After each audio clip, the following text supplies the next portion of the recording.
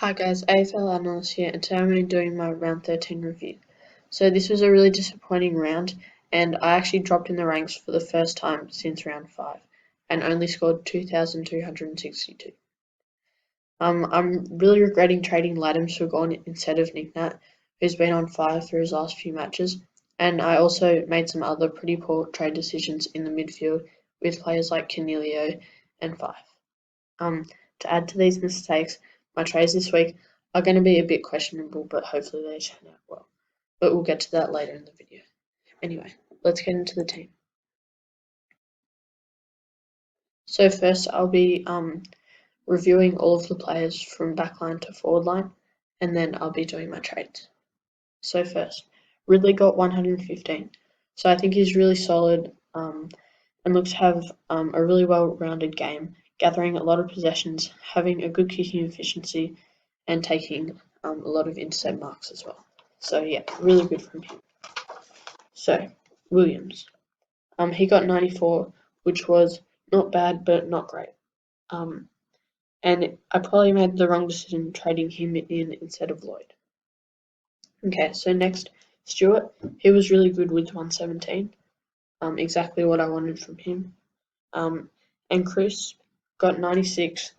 Again, it isn't bad, but it's really not that good. And I really wanted him to be a really good pod for me, but it just really hasn't turned out how I thought it would. And then Doherty scored 84. To be honest, I probably would trade him considering his form like for the last, I don't know, like 5 to 10 weeks. But with so many players getting injured for the backline, like Sicily and Howe, I just think it's not worth it if I want to finish my team this year.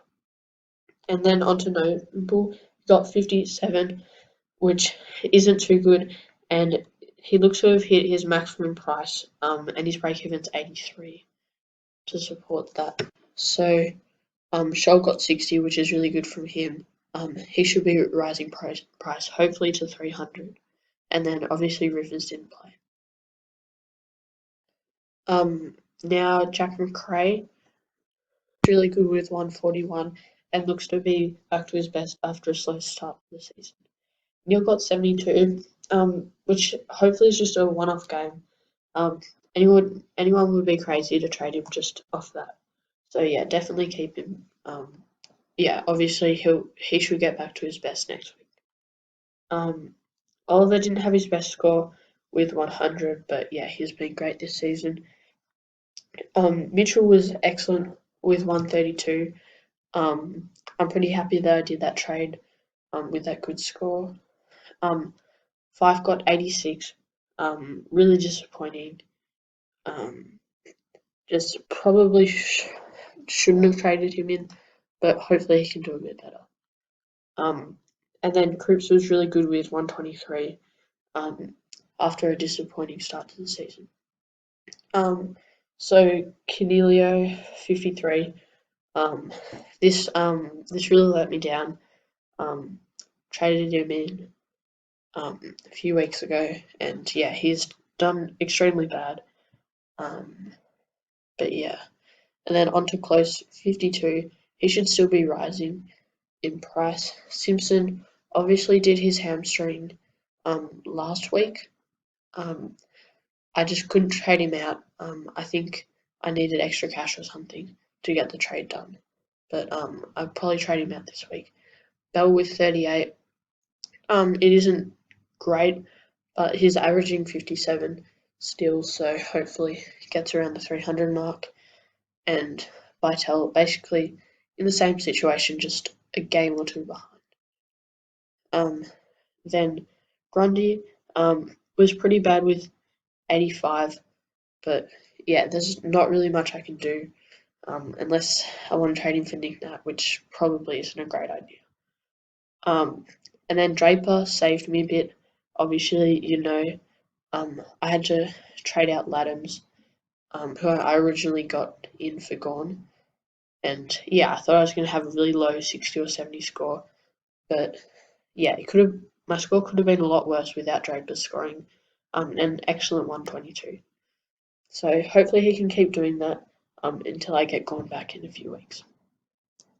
So Petrarca was disappointing with 82, but basically the same situation as Oliver. He's been he's been pretty good all season, and yeah, you can have an off game or two. He's fine. Whitfield did pretty good with 105. Considering I don't think the rest of the team scored too well. And then Martin, I'm so glad that I picked him. Um, he didn't get going straight away, but now for the last like 3, 4, 5 matches has been really good. Bailey Smith and Simpkin are both really good picks that I got for a discounted price and have both backed up some really great scores last week of like 150s. I think Bailey Smith got 160 actually, with 100, which is really good signs. And then Rankin 58. I don't think he will be going up anymore, although I haven't actually checked his break even. Georgiades, his break even's 80 something, so he's definitely going down, and I'll probably trade him. And then Sturt obviously didn't play. And I forgot to talk about Zeri, I think. I'm not really sure how you pronounce his name. I think the commentators were saying Sherry or something. But yeah, he was okay with 53. And I'm just happy that he's actually playing. But anyway, we'll get into the trades. So, what I want to do is trade out a few rookies. So, Simpson obviously has to go. And then someone from the forward line.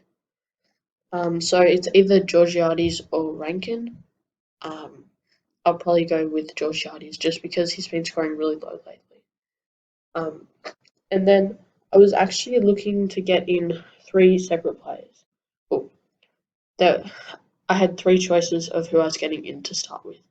I was going Walters, who I thought was really good because he's at a really well discounted price for what he can do, which we'll just check here.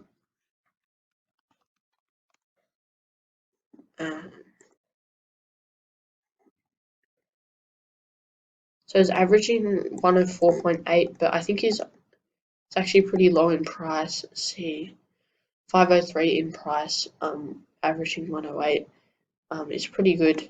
And if we look at his scores, um, that average could be mainly due to a 60. Apart from that, he's been really consistent and yeah, really good. So I thought he was a good pick, but probably I would wait a week because I actually looked up his break even is 151, so probably not going with him. And then another player that I was thinking about was Jack Steele. So I actually didn't get him earlier. Looking back, I probably should have, but I'll just show you like how much of a bargain he actually is. So he's averaging 119, but his price is like really low. It's 571, which is honestly such a huge price for what he can do. I mean, such a small price for what he can do. If you look at all of his scores here, yeah, he's just been really good. I can't even believe that price. But unfortunately, he does have the buy in, I think, 2 weeks. I'm not 100% sure, but he definitely has the buy to go, which has probably steered me off from getting him. And then the last one was Maynard, who is basically, I don't think there's much need to show him. He had a real breakout game, has a tiny break even, well discounted price, just like Jack Steele. But yeah, he also has the buy coming up, so maybe not. But what I'm going to do is actually not do any upgrades at all. So I'm going to go for a few rookies who I saw play. So Jake Riccardi, I didn't actually see him, but 82. That's just a huge score for your first game. And at 117, like that's just earning a lot of cash. I'll take that. Even if he doesn't play again, it's honestly not too bad because of his price. And then Mosquito as well. I'll probably have to swap Simpkin into the midfield to get him in there. Mosquito. So yeah, he played really well. Um, Scored 2 goals. And I think he's definitely keeping his spot after that.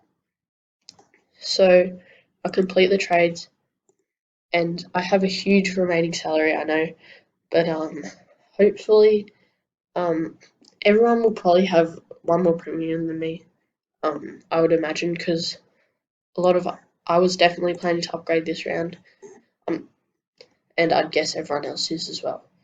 But yeah, so I might get a few less points this round, but hopefully I can wait a bit longer and say get Walters at the right time or save up for Lloyd or something.